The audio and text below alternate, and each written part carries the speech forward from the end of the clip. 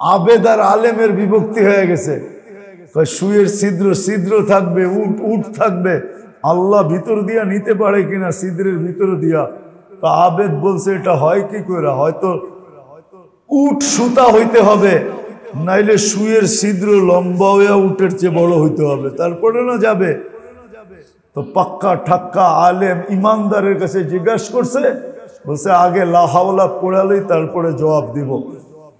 এই মুহূর্তের রাহবরি দেখি, সারা দুনিয়াকে আল্লাহ এখন রাহবরি দিতে চাইতেছে, সারা দুনিয়া। ভাববেন মুসিবত তো ওইখানের ব্যাপার, আমাদের কি? না না না না, মুসিবত ওইখানের না, মুসিবত এইখানের না। আমি একটা উদাহরণ দিলে বুঝবেন কিনা বুঝবেন না জানি না। আমার শরীরের সমস্ত অঙ্গগুলার গঠন ভিন্ন ভিন্ন, ঠিক না? রূপরেখা ভিন্ন না? চোখের লগে কানের মিল আছে নাকি? না চোখের লগে নাকের মিল আছে?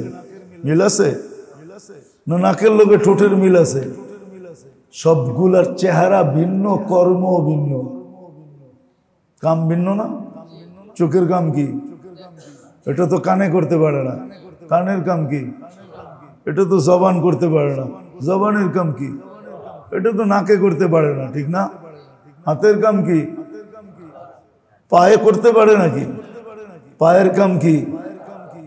এটা কি হাতে করতে পারে নাকি? কেউ পারলেও বড় কষ্টে পারে, ঠিক না? কি পারলেও বড় বড় কষ্টে। তো অঙ্গগুলো ভিন্ন ভিন্ন, কিন্তু একটাই খোঁচা লাগলে তো সব ডি কয়, ঠিক না? না কয় না? একটা যদি ব্যথা হয় পুরা শরীরই তো ব্যথিত। সত্য এটাই। আজকে পুরা ইনসানিয়তের জন্য রাহবরি, পুরা মুসলমানের জন্য রাহবরি আল্লাহ, আল্লাহ রসুলের রাহবরি। যদিও ব্যথা ওইখানে, কিন্তু ভাবতে হবে ব্যথা আমারও। এই জন্য রাহবরি আল্লাহর কি রাহবরি, আল্লাহর কি রসুলের রাহবরি। এটা যদি মানতে পারলাম, হইতে পারে আমরা এইখানে বসে কাঁদবো আর এর আসর ওইখানে পড়বে। একজনের কারণে পুরো উম্মত কবুল হইতে পারে, একজনের কারণে। কয়জনের কারণে? ইতিহাস আছে। আপনি ফাজাইলে হজ উঠে নিয়ে আসেন, আমি দেখাই আপনাকে। 6 লাখের ভিতরে 6 জনের হজ কবুল হয়েছে। কয়জনের?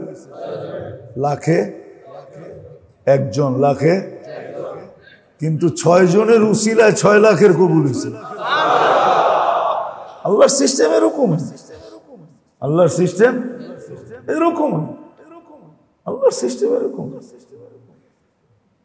হইতে পারে আজকে যদি আমরা আল্লাহর দিক নির্দেশনা মানি, রসুলের দিক নির্দেশনা মানি, যে এই ক্ষেত্রে আমার করণীয় কি, কোনটা আমার করণীয়, এটা যদি মানি, এটা যদি মানি, আর যদি আজকের থেকে নিয়ত করি যে আমার রাহবর আমি আল্লাহকে বানাবো, আল্লাহর রসুলকে বানাবো।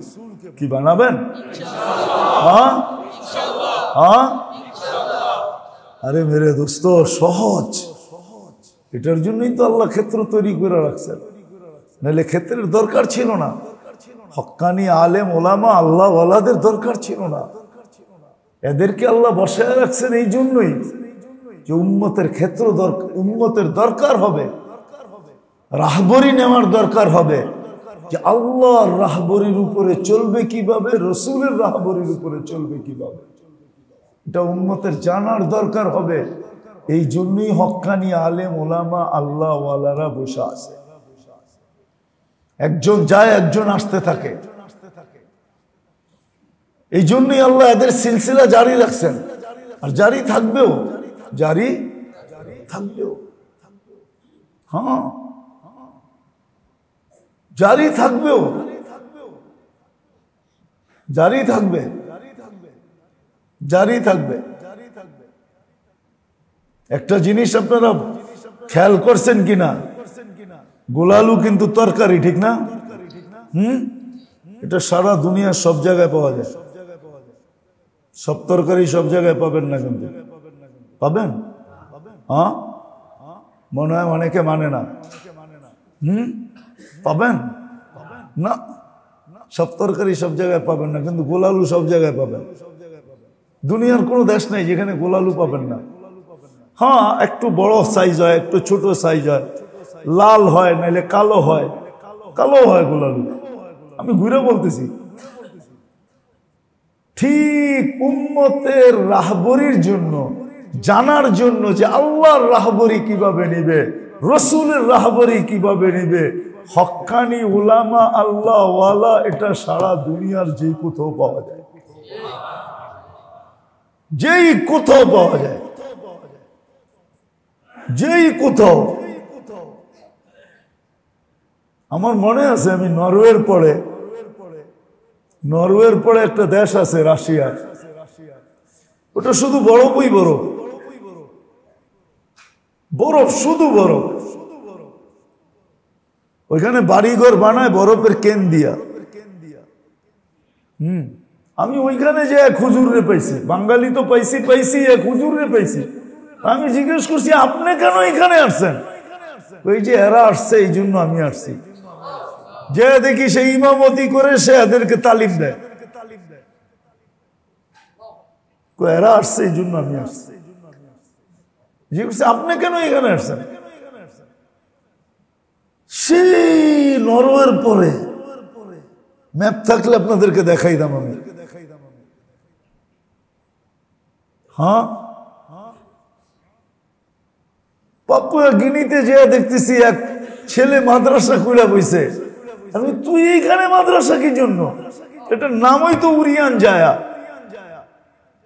উরিয়ান জায়া মানে ল্যাংটা গোজাগা, মার পেটের থেকে যেরকম আসে এরকমই কবরে যায়। জায়গার নামই হইল উরিয়ান জায়া, ইন্দোনেশিয়ার ভাষা। উরিয়ান মানে ল্যাংডা, জায়া মানে জাগা। আমি তুই এখানে কি জন্য? ওইখানে মুসলমান আছে এই জন্য আমি মাদ্রাসা খুলছি। ছাত্র কত হবে? 5,500। কয় বছর বয়স? এই তো 5-6 বছর বয়স হইল। মুসলমানের সব বাচ্চা নিয়ে আসে। আল্লাহর মেহেরবানি যে আল্লাহ হক্কানি আলেম ওলামাদেরকে সারা দুনিয়ায় ছড়ায় দিয়েছে। আল্লাহ ওয়ালাদেরকে সারা দুনিয়ায় ছড়ায় দিয়েছে। আল্লাহর মেহেরবানি। কেন? উম্মতকে শিখতে হবে যে আল্লাহর রাহবরি কিভাবে নিবে, রসুলের রাহবরি কিভাবে নিবে। সুন্নত হইল রসুলের রাহবরি, হুকুম হইল আল্লাহর রাহবরি। কখন কোন হুকুমের উপরে চলবে এটা আল্লাহর রাহবরি। সুন্নত হইল নবীর রাহবরি। এই দুই রাহবরি যে মাইনা নিবে, রব্বে কাবার কসম ও আল্লাহর প্রিয় হবে। প্রিয় নাইলে মেরে দোস্ত হায় কাফের বলছে, মুসলমান বুঝে না। হুজুর সাল্লামের দাদা তো মুসলমান ছিলেন না, ছিলেন নাকি? হ্যাঁ হ্যাঁ, আব্দুল মুত্তালিব বুঝছে, কিন্তু আমরা বুঝি না। আবরাহ বাদশাহ যখন বাইতুল্লাহ ভাঙ্গা দিয়া জন্য হাতি নিয়ে আসছিল, তো হুজুর সাল্লামের দাদার 100 উট নিয়ে গেছে। এরা তো মক্কা খালি করে দিছে, পাহাড়ে চলে গেছে, হাতি নিয়ে আসছে। হাতি তো জীবনে দেখে নাই, বয়ে ছেড়া দিছে। তো হুজুর সাল্লামের দাদার যখন উট নিয়ে গেছে, তো দাদা গেছেন আবরাহা বাদশার কাছে। তো সবাই পরিচয় করায় দিছে, ইনি মক্কার কিং, ইনি মক্কার কিং বাদশাহ। এর উট আপনি নিয়ে আসছেন। তো হুজুর সাল্লামের দাদাকে জিজ্ঞাসা করছে, কেন আসছেন? বাইতুল্লাহ সম্বন্ধে কথা বলবেন? না। বলে কি সম্বন্ধে কথা বলবেন? আমার উট সম্বন্ধে। কি কথা? বলে আমার উট ফেরত দেন। আজীব লোক তো আপনি, বাইতুল্লাহ সম্বন্ধে কথা বলবেন না, বলবেন কথা উট সম্বন্ধে। উটের মালিক আমি, বাইতুল্লাহর মালিক আমি না। ওয়ালিল বাইতি রব্বা, ওয়ালিল বাইতি, বাইতুল্লাহর একজন রব আছে। দরকার হলে সে কথা বলতে আসবে, আমার দরকার নেই। আমার তো উটের দরকার, উট ফেরত দাও। উট ফিরত দিয়ে আইসা বাইতুল্লাহ চৌকাঠ ধরে যা বলছে এখনো কিতাবে লেখা আছে। কি বলছে? বেশি বলে নাই, 2-4টা শব্দ বলছে, 2-4টা শব্দ, 2-4টা শব্দ বলছে। বাংলা বলতেছি আমি, 2-4টা শব্দ বলছে। আয়েশা চৌকাঠ ধরে বলছে, ইয়া রব্বাল বাইত, ও বাইতুল্লাহর রব, ইচ্ছা করলে রাখবা, নাইলে ভেঙ্গা ফেলবা, তোমার ব্যাপার, আমরা তো গেলাম। বাস এতটুকু। ওই আবাবিল এখনো জিন্দা আছে। মুসলমানও দুনিয়ার থেকে আবাবিল বিলুপ্ত হয়ে যায় না, ওই আবাবিল এখনো জিন্দা আছে, এখনো রাখা আছে, বিলুপ্ত হয়ে যায় না। নমরুদের 800 বৎসরের রাজত্ব, সারা দুনিয়ার রাজত্ব ছিল যার কাছে। ওই ল্যাংরা মশা এখনো দুনিয়াতে আছে, মরা যায় না। নাইলে নাইলে কয়েল বানায় কি জন্য, ঠিক না? মশা যদি মরা যেত, কয়েলের দরকার ছিল, এত ফ্যাক্টরির কয়েলের দরকার ছিল? হ্যাঁ, বাংলাদেশের চলে না, পরে বিদেশ থেকে, চায়নার থেকে এখন আইনা আইনা কয়েল বিক্রি হয়, ঠিক না? ওই মশা এখনো রাখা আছে। অতি জাতিগুলাকে আল্লাহ যত ডিফেন্স দিয়া, সৈন্য দিয়ে আল্লাহ ধ্বংস করছেন, ওই সব আল্লাহর ডিফেন্স এখনো আল্লাহর ক্যান্টনমেন্টে রাখা আছে না? রাখা নাই? হ্যাঁ, শুধু আমাদের ফিরা বাকি। এই জন্য আজকে এইখানেই বলবো, প্রথম তো স্বীকারোক্তি দিলেন যে আল্লাহ আল্লাহ রসুলকে নিজের রাহবর বানাবো, ওয়াদা তো। আর এই অবস্থার জন্য আসেন 4টা কাজ আজকে আমরা করি, আর এটার খুব মানুষকে বলি, উচিত ছিল সারা উম্মত মিলা 4টা কাজ করা। এক তো এটা ভাবা যে কোন গুনার কারণে আল্লাহ আমাদেরকে ছেড়া দিবেন, এত দোয়া, এত চোখের পানি, এত কান্না কাটি। আরে ওরা তো ঘুমায় না, সারা দুনিয়ার বহুত আল্লাহওয়ালা আছে, রাত্রে ঘুম আসে। অহংকার বলতেছি না, অনুভূতির জন্য আপনাদেরকে বলতেছি, আসলে রাত্রে ঘুম আসে না। প্রোগ্রাম করে যখন ফিরে আসি, আর যখন মনে ওঠে তখন আর ঘুম আসে, একবারে ঘুম ফজরের পরে আসে, আর ঘুম আসে, শুধু ছটপট ছটপট লাগে। কত কি যে মনে আসে, বলা শেষ করতে পারি না, কত কি মনে আসে, ঘুম আসে না। ঘুমাই কি করে? মানবতা বলতে তো একটা জিনিস আছে, হ্যাঁ, যাদের ঘর নাই, বাড়ি নাই, দুধের শিশু না খায় মরতেছে, পানিতে পিপাসিত মরতেছে, আমি ঘুমাই কি করে? আসলে সত্য কথা বলতেছি আপনাদেরকে, মনের কথা। ঘুম আসে না রাতে, আর 2টা 2:30টায় আসি, কোনো সময় 3টায় আসি, ঘুম আসে না। শরীর ঘুম চায়, কিন্তু শুইলে ঘুম আসে না, ঘুম উড়া যায়, ঘুমাইতে পারি না। এরকম আমি একা হব না, লক্ষ কোটি মানুষ হবে, আলেম ওলামা কেউই মনে ঘুমাইতে পারে না। এটার জন্য আমাদের 4টা কাজ আজকে সারা দুনিয়ার মুসলমানের করা উচিত। প্রথম তো এটা ভাবা উচিত যে কোন গুনার কারণে আমাদেরকে এই শাস্তি, কোন গুনাহ, কমসে কম এটা ভাবা উচিত। গুনাহ তো সুস্পষ্ট, আল্লাহ ছাড়ছি, রসুল ছাড়ছি, আল্লাহর মহব্বত ছাড়ছি, রসুলের মহব্বত ছাড়ছি, আল্লাহর আদর্শ ছাড়ছি, রসুলের আদর্শ, আল্লাহর হুকুম ছাড়ছি, রসুলের আদর্শ ছাড়ছি, এতাআত ছেড়ে দিছে মুসলমান।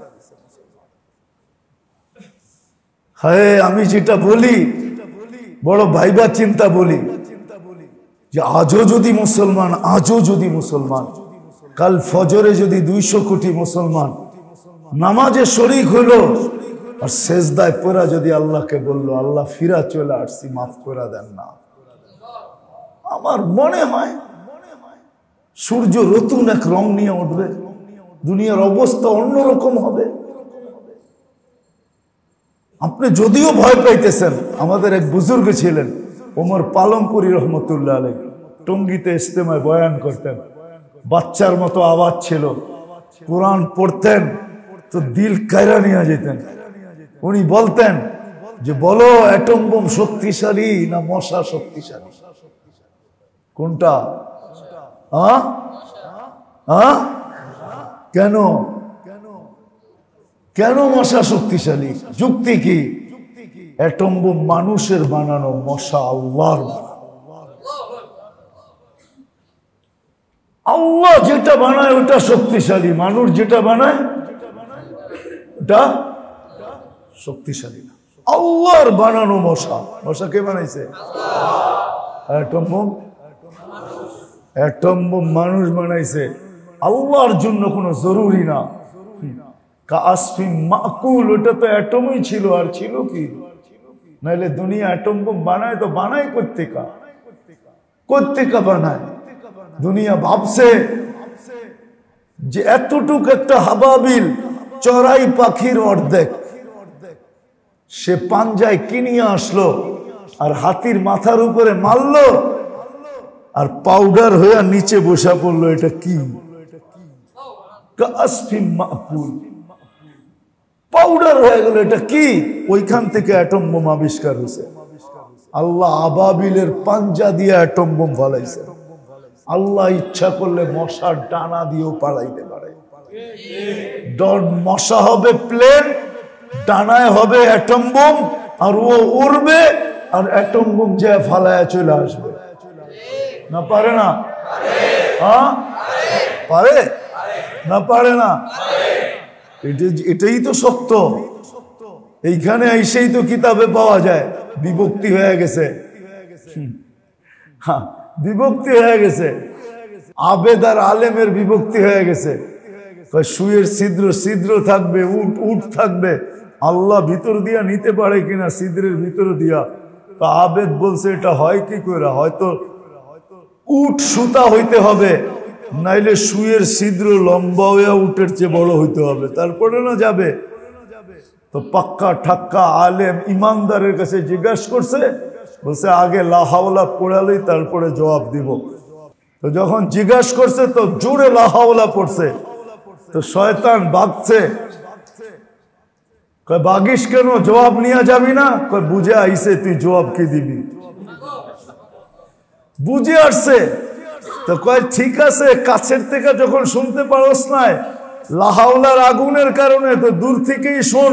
শোন, সূর্যের সুয়ের ছিদ্র যদি আরো 100 গুণ ছোট হয়, উট যদি 100 গুণ বড় হয়, আমার আল্লাহ যদি চায় তো এই ছিদ্রের ভিতর দিয়ে এটাকে হাঁটায় না দৌড়ায় নিতে পারে। এর নাম হইল আল্লাহ, এর নাম হইল এর নাম আল্লাহ, এর নাম আল্লাহ। আমরা তো আল্লাহই চিনি না। এই জন্য প্রথম আজকে আমাদের দরকার যে কোন গুনার কারণে এই শাস্তি, এটা বাবা। দ্বিতীয় হইল এই উম্মতের এখন উচিত, গুনাহ বহুত হয়ে গেছে আর যেন না হয়, এই জন্য গুনাহ ছাড়া।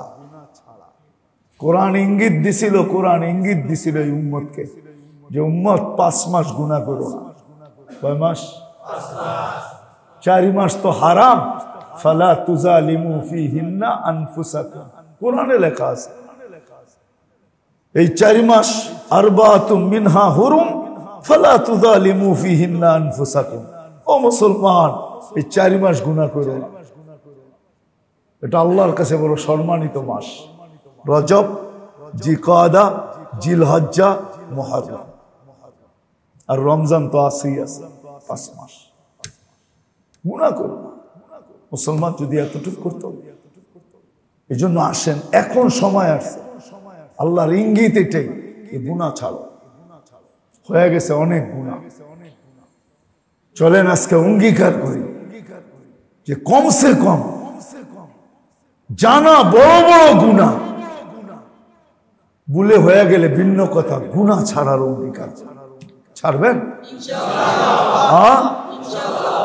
মোটা মোটা গুলা ছাড়েন না, নামাজ ছাড়ার অভ্যাস ছিল, এটা গুনাহ। নামাজ পড়েন, গুনাহ ছাড়া হয়ে যাবে। মোটা মোটা গুনাহ করেন না, গুনাহ ছাড়েন। তৃতীয় হলো ইস্তেগফার। এখন ইস্তেগফারের সময়। ওই যে বললাম না, চকলেট একজনরে দিছে, দুইজনরে দেয় নাই। ইস্তেগফার মানি হলো যেমন আয়েশা দৌড়ে বাবারে জড়ায়া আর কাঁদতে থাকে আর বলতে থাকে, ওরে দিলা আমার ঘরে দিলা না। এটা হলো ইস্তেগফার। ইস্তেগফার আল্লাহর কাছে, আল্লাহর কাছে খুব ইস্তেগফার করা। এখন সময়, হাদিসে এটা বলে, ওয়াইন তাবু ফানা হাবিবু, তোমরা ফিরলে তওবা করলে আমি বন্ধু হয়ে যাব। তখন আল্লাহর সোলজার আল্লাহ ব্যবহার করবে। আমার তো যুক্তিতে বলে, আমার যুক্তি বলে। আচ্ছা বলেন, সবলের সাহায্য বেশি দরকার না দুর্বলের? হ্যাঁ, আমরা তো বর্তমানে সবচেয়ে দুর্বল, ঠিক না? হ্যাঁ, সাহাবার তুলনায় আমরা সর্বদিকে দুর্বল না? হ্যাঁ, যদি উনাদেরকে ফেরেশতা দিয়ে সাহায্য করতে পারে, আমাদেরকে তো 50 গুণ বেশি দিয়ে করার কথা, কিন্তু কেন করে না? ওই যে আমরা তওবা করি না, ইস্তেগফার করি না, ইস্তেগফার করি না, আমরা খালি চিল্লাই। আমরা চাই কান্দে ঠেলা দেওয়াল ফালায় না। আল্লাহর নিয়ম এটা না। ইস্তেগফার করি, আল্লাহ ময়দানে আসলে আমাদেরকে কলুষিত হইতে দিবেন না, আমাদের হাত কালো হইতে দিবেন না। আল্লাহ যদি ময়দানে চলে আসে, আর আল্লাহর ওয়াদা, বন্ধুর সাথে ওয়াদা করছেন, আল্লাহর ওয়াদা, মান আদালি ওয়ালিয়ান আযানতুহু বিল হারব। আমার বন্ধুর উপরে কেউ আঙ্গুল উঠাইতে দেরি। কয়বার না আপনাদেরকে শুনাইলাম ওই বুড়ার কাহিনী। প্রেমের খেলা হয়ে গেছে। প্রেমের খেলা কি? ওর প্রেমিকার গায়ে আমার কাদা লাগছে পায়ের, ও সইতে পারে না, বৃদ্ধ কালে থাপ্পড় বসায়া দিছে। আমাকেও একজন ভালোবাসে, উনিও সইতে পারে না, চানি নিয়ে নিছে। আল্লাহ ময়দানে চলে আসবে, ইস্তেগফার করা। আর চতুর্থ হলো বর্তমানের অবস্থার রাহবরি। চতুর্থ, সবাই নিজ ক্ষেত্রে চোখের পানি ঝরায় ঝরায় আল্লাহর কাছে চাও।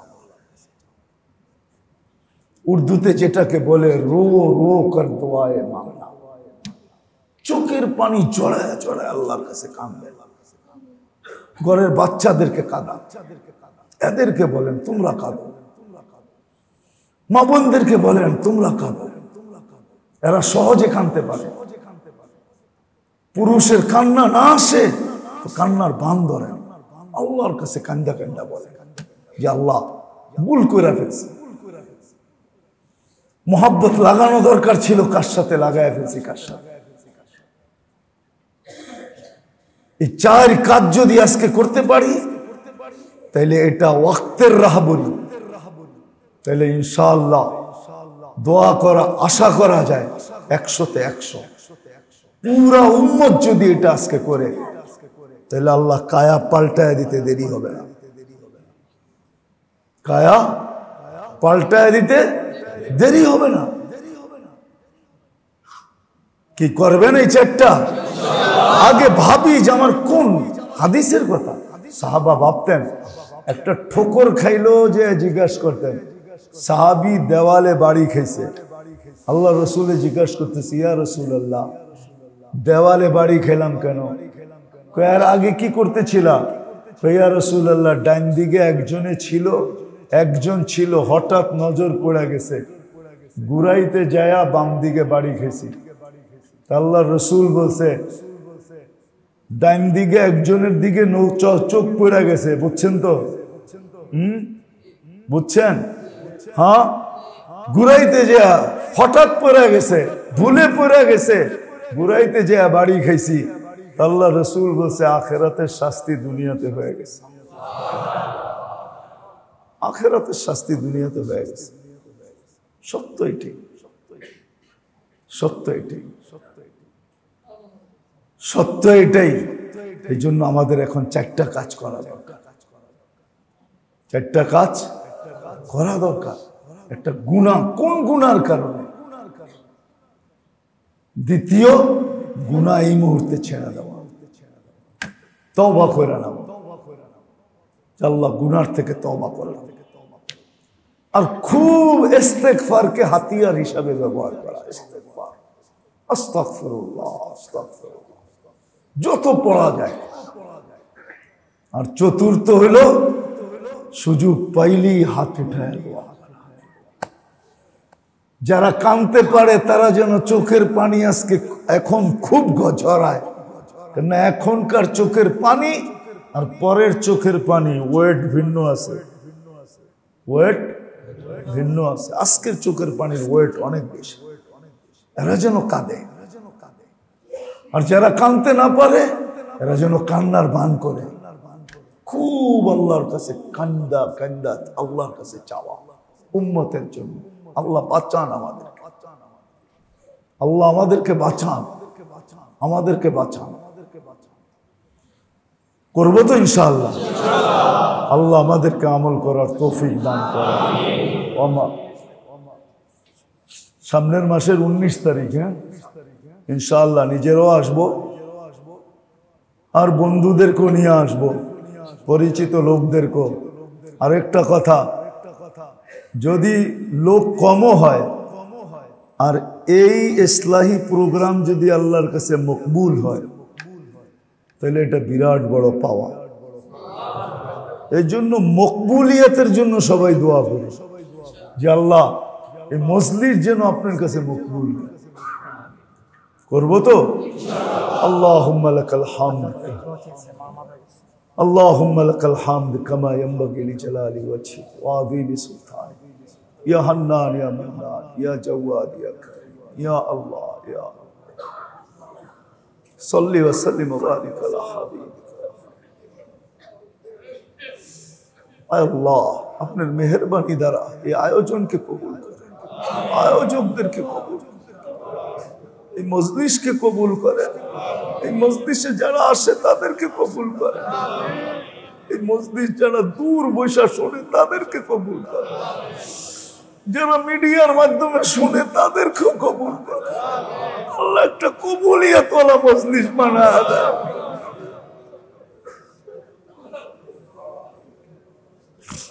আল্লাহ সত্য এটাই, আপনার ঘরে ডাইকা আনলেন, এদেরকে আপনি ডাইকা আনছেন, আপনার ঘরে ডাইকা আনলেন আর কবুলিয়াত দিলেন না, তাহলে ডাইকা আইনা খালি হাতে ফেরত দেওয়া হলো। আল্লাহ এটা মানুষের কাছে আশা করা যায়, কিন্তু আপনার মতো রহমানের কাছে তো আশা করা যায় না, রহিমের কাছে তো আশা করা যায় না, মালিকের কাছে তো আশা করা যায় না, কুদ্দুসের কাছে তো আশা করা যায় না, সালামের কাছে তো আশা করা যায় না, মুমিনের কাছে তো আশা করা যায় না। মুহাইমিনুল আজিজুল জব্বারুল মুতাকাব্বিরুল খালিকুল বারিউল মুসাব্বিরুল গফফারুল কাহ্হারুল ওয়াহাবুর রাজ্জাকুল ফাত্তাহুল আলিমুল কাবিদুল বাসিতুল খাফিদুর রাফিউল মুইজ্জুল মুদিল্লুস সামিউল বাসীরুল হাকামুল আদলুল লতীফুল খবীরুল হালিমুল আযীমুল গফুরুশ শাকুরুল আলিয়ুল কবীরুল হাফিজুল মুকিতুল হাসিবুল জলিলুল করিমুর রকিবুল মুজিবুল ওয়াসি আল হাকিমুল ওয়াদুদুল মজিদুল বাঈসুশ শহীদুল হকুল ওয়াকিলুল কবিয়ুল মতিনুল ওয়ালিয়ুল হামিদুল মুসি আল মুবদি আল মুঈদ আল মুহয়ি আল মুমীত আল হাইয়্যু আল কাইয়্যুম আল ওয়াজিদ আল মাজিদ আল ওয়াহিদ আল আহাদ আল সামাদ আল কাদির আল মুকতাদির আল মুকদ্দম আল মুআক্খার আল আউয়াল ওয়াল আখির আল যাহির والباطن الوالي المتوالي البر التواب المنتقم العفو الرؤوف مالك الملك ذا الجلال والإكرام المقسط والجامع والغني والمغني المانع الدار النافع النور الهادي البديع والباقي الوارث والرشيد الصبور আপনার মতো 99 পদের মালিক থেকে আশা করা যায় না।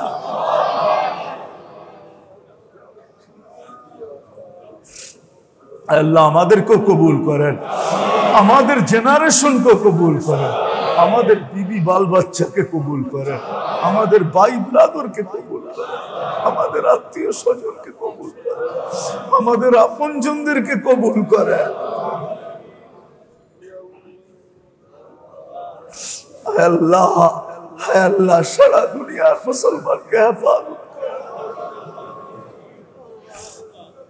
বিশেষ করে ফিলিস্তিনের মুসলমানদেরকে হেফাজত করেন।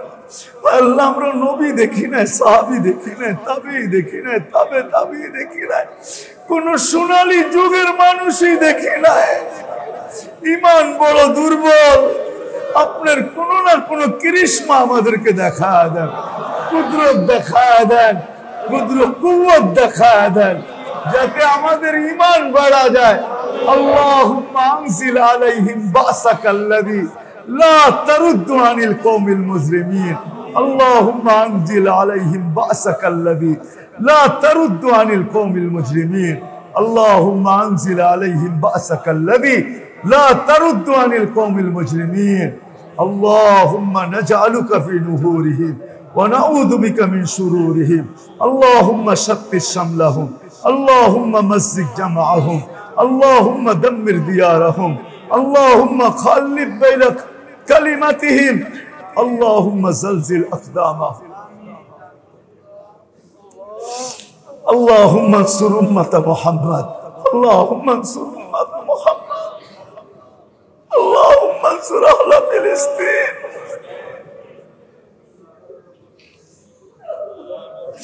আল্লাহুম্মা আনসুর, আল্লাহুম্মা আনসুর, আল্লাহুম্মা আনসুর।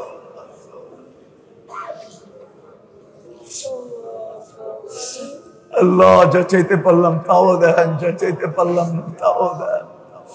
আল্লাহ আমাদের মা বাবাকে মাফ করে দেন, সমস্ত মুসলিম মুর্দেগানকে মাফ করে দেন, মুসলিম মুর্দেগানকে মাফ করে দেন।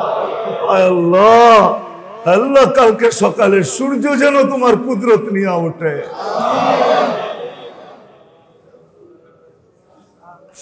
কালকে সকালে সূর্য যেন তোমার কুদরত নিয়ে ওঠে।